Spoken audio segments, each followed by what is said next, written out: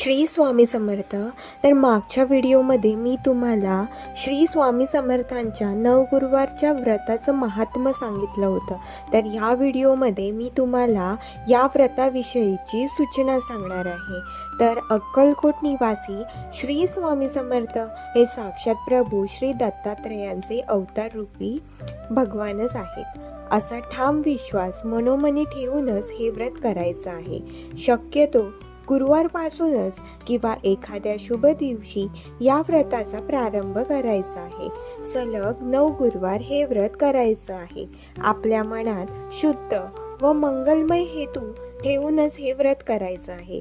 शत्रूचेही वाईट हो हा विचार मनात आणायचा नाहीये आणि हा विचार न करताच हे व्रत करायचं आहे. व्रताच्या दिवशी एक वेळ भोजन करायचं आहे.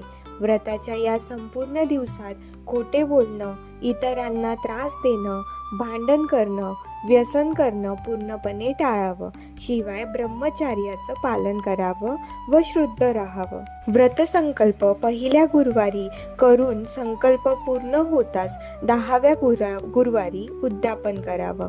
एखादा गुरुवार काही घरगुती अडचणी आल्यास त्या दिवशी फक्त उपवास करावा, परंतु तो गुरुवार गृहीत न धरता पुढचा गुरुवार अधिक करून 9 गुरुवार पूर्ण करावेत.